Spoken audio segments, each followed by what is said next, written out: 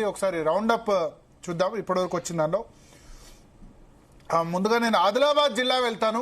ఒక్క జిల్లాల వారీగా PCR and social media team alert, desk కూడా అలర్ట్. ఆదిలాబాద్ జిల్లాకు సంబంధించి ఉమ్మడి ఆదిలాబాద్ జిల్లాకు వెళ్తాను. ఆదిలాబాద్ కాంగ్రెస్ 1, ఇంకా మిగతా చోట్ల తెలియలేదు. నిర్మల్ మున్సిపాలిటీలో కాంగ్రెస్ 9, బీఆర్ఎస్ 3, బీజేపీ 7. సో నిర్మల్లో కాంగ్రెస్ బీజేపీ మధ్య హోరాహోరీ పోరు నడుస్తుంది. బీజేపీ లీడర్ మహేశ్వర్ రెడ్డి అక్కడ చాలా గట్టి ఫైట్ ఇస్తున్నారు. ఇంద్రకరణ్ రెడ్డి ప్లస్ శ్రీహర్ రావు ఇద్దరు కూడా కాంగ్రెస్ లో ఉన్నారు. బీఆర్ఎస్ నామమాత్ర పోటీ ఇస్తుంది. బైన్సాలో 9కి 9 చోట్ల మజ్లిస్ ఇప్పటి వరకు గెలిచారు. బైన్సాలో మజ్లిస్ ప్రభంజనం ఉంది. ముస్లిం ఓట్స్ చాలా ఎక్కువ ఉంటాయి అక్కడ. సో ఇంకా హిందూ ఓట్స్ సంబంధించిన కౌంటింగ్ స్టార్ట్ కానట్టుంది. బట్ ఓవరాల్ గా బైన్సా మున్సిపాలిటీ మజ్లిస్కే వెళ్లే అవకాశాలు ఎక్కువ ఉన్నాయి. ఖానాపూర్లో Congress 3, BRS 1, BJP 1. Next Asifabad వెళ్దాం. ఆసిఫాబాద్ లో Congress 6, BRS 9. So BRS plus ఇతరులు 2. బీజేపీ అక్కడ ఖాతా తెరవలేదు. ఆసిఫాబాద్ లో 6 Congress, BRS 9. Sirpur Kagaznagar లో 5 కాంగ్రెస్, 4 దండవిట్టలు అక్కడ కాంగ్రెస్ పార్టీ ఇన్ఛార్జ్ గా ఇప్పుడు టేక్ ఓవర్ చేశారు. 5 కాంగ్రెస్, 4 బీఆర్ఎస్, 3 బీజేపీ. సో బీజేపీకి కాగజ్ నగర్ లో కానీ నిర్మల్లో కానీ కొంత బెటర్ రిజల్టే మనకు అనిపిస్తుంది. మంచిర్యాల సమయం చూసుకుంటే లక్షెటిపేటలో 6 కాంగ్రెస్, బీఆర్ఎస్ 1, బీజేపీ 1. బెల్లంపల్లిలో 8 కాంగ్రెస్, 7 బీఆర్ఎస్. తగ్గఫర్ ఉంది వినోద్ వివేక్ సోదరుడు. చెన్నూరులో 6 కాంగ్రెస్, 2 బీఆర్ఎస్, 1 ఇతరులు. కేతనపల్లి మున్సిపాలిటీలో వివేక్ వెంకటస్వామికి ఎదురు దెబ్బ తగిలింది. కేతనపల్లిలో బీఆర్ఎస్ 6, కాంగ్రెస్ 6, బీఆర్ఎస్ 10, బీజేపీ 1, 4 ఇండిపెండెంట్లు 4 CPI. So 10 plus 4 10 BRS, 4 CPI 14 గెలుచుకుంది. So municipality Kethanapalli municipality BRS CPI ఇద్దరు కలిసి గెలుచుకున్నారు. శరత్ గారు జైనర్, అడ్వకేట్ శరత్ గారు, ఆయన కాన్స్టిట్యున్సీయే చెన్నూరు కాన్స్టిట్యున్సీ. సో చెన్నూరు కాన్స్టిట్యున్సీలో సర్ప్రైజింగ్ రిజల్ట్ శరత్ గారు. సార్ మీకు మొదటి నుంచి నేను ఆ విషయం చెప్తూనే ఉన్నాను సార్. మీరు చెప్తున్నారు, బాలకృష్ణ కూడా చెప్తున్నారు కేతనపల్లి గెలుస్తారు. భరత్ గారు నేను వెళ్ళొచ్చా? యా ఉండండి వెంకటస్వామి గారు.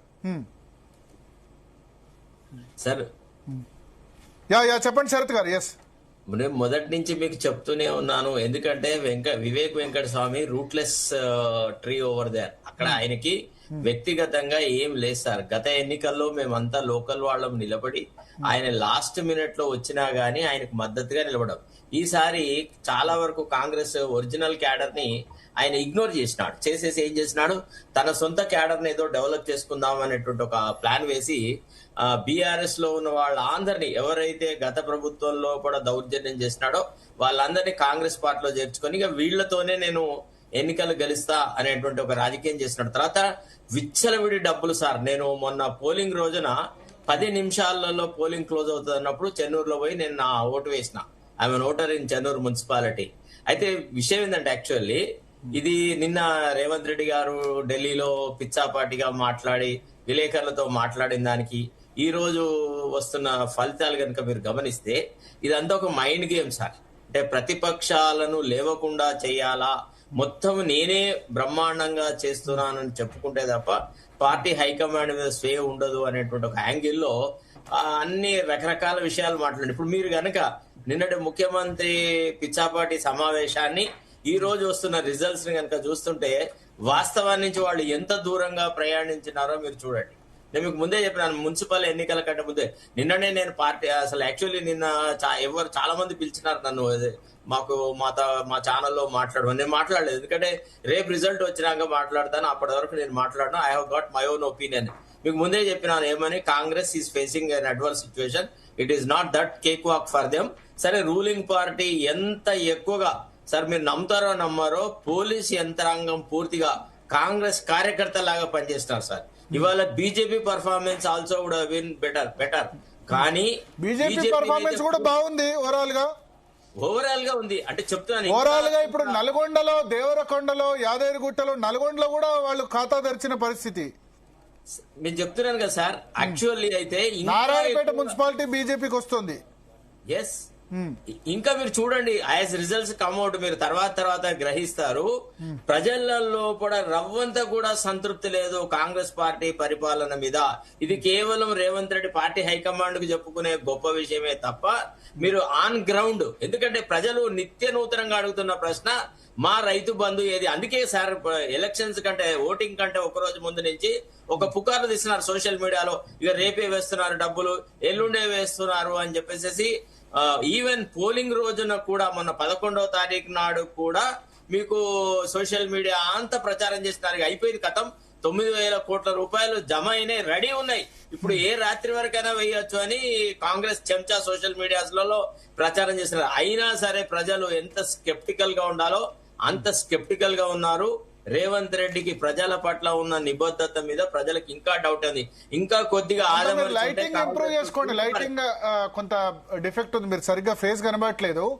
సో ఓవరాల్ గా చూసుకుంటే చెన్నూరు మున్సిపాలిటీ మాత్రం మనకి అక్కడ కాంగ్రెస్ పార్టీ ఉంది. బట్ ఈ కేతన్పల్లి మున్సిపాలిటీ మాత్రం బీఆర్ఎస్ సిపిఐ కలిసి గెలుచుకుంది. మరి బట్ సిపిఐ బీఆర్ఎస్ తో ఉంటుందా లేదా అన్నది చూడాలి. మరి చెన్నూరు మున్సిపాలిటీలో ఒక మైండ్ గేమ్ ఏం జరిగిందంటే, మాకు అనుకూలంగా ఉండే వాళ్ళు కాంగ్రెస్ లో టికెట్ ఇచ్చినాడు. ఆయనకు తెలుసు ముందే ఇది పెంట చేస్తాడు ఇక్కడ అని చెప్పేసి. చెన్నూరు కొద్దిగా ఒక డిఫరెంట్ టైప్ ఆఫ్ పాలిటిక్స్. అంటే చెన్నూరులో ఎంతైతే అంటే బీఆర్ఎస్ వాళ్ళని తీసుకొని టికెట్లు ఇచ్చేటువంటి ప్రక్రియ ఉందో అంత చేయలేదు, భయపడ్డాడు.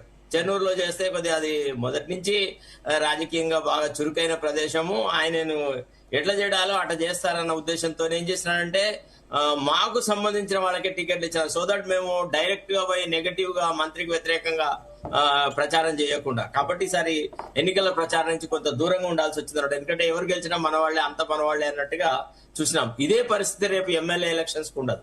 మీరు చూడండి ఇప్పుడే ఇట్లుందంటే, ఒక్కసారి బీఆర్ఎస్ గతంలో మున్సిపాలిటీస్లలో పర్ఫార్మెన్స్ ని, కాంగ్రెస్ ఈనాడు ఉన్న మున్సిపల్ పర్ఫార్మెన్స్ ని ఒకసారి చూడండి మీరు.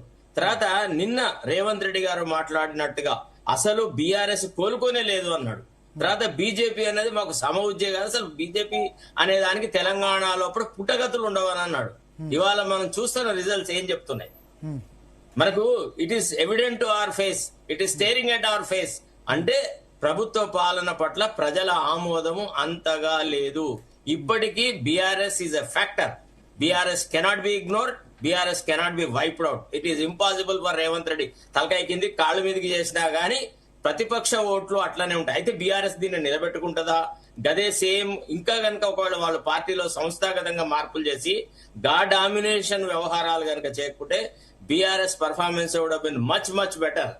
కానీ వాళ్ళు కొంత ఆత్మావలోకనం చేసుకొని కొంత పార్టీ స్ట్రక్చర్ లో కొంత బీసీలకు, ఎస్సీలకు కొంత ప్రాధాన్యత ఇవ్వట్లేదు. నలుగురే ఎన్టీ రామారావు, నాగేశ్వరరావు. ఒక సర్ప్రైజింగ్ చెప్తాను నేను. వడ్డేపల్లి మున్సిపాలిటీ కవిత కైవసం చేసుకున్నారు. ఆల్ ఇండియా ఫార్వర్డ్ బ్లాక్ తరఫున అక్కడ బీఫామ్స్ ఇచ్చారు. వడ్డేపల్లి మున్సిపాలిటీలో పోటీ చేసిన 10 వార్డుల్లో 8 వార్డుల్లో తెలంగాణ జాగృతి అభ్యర్థులు, తెలంగాణ జాగృతికి డైరెక్ట్ గా గుర్తులేదు కాబట్టి ఆల్ ఇండియా ఫార్వర్డ్ బ్లాక్ అక్కడ తరపున బీఫామ్స్ ఇచ్చారు. 10 వార్డుల్లో 8 వార్డులు. వడ్డేపల్లి శ్రీను చాలా అక్కడ ఫేమస్ అట, లోకల్ లీడర్ జాగృతిలో చేరారు. ఆయన మున్సిపాలిటీ అక్కడ కొట్టేశారు. సో చాలా సర్ప్రైజింగ్ రిజల్ట్ మనకు కనబడుతోంది. కవిత సక్సెస్ఫుల్ గా పొలిటికల్ ఎంట్రీ ఇచ్చారు. మున్సిపల్ ఎన్నికల్లో సంచలనం సాధించారు. గద్వాల్లో ఆల్ ఇండియా ఫార్వర్డ్ బ్లాక్ మున్సిపాలిటీని కైవసం చేసుకుంది. 10 స్థానాల్లో ఫార్వర్డ్ బ్లాక్ 8, కాంగ్రెస్ 1, బీఆర్ఎస్ 1. ఆ ప్రాంతాల్లో మంచి పేరున్న వడ్డేపల్లి శ్రీ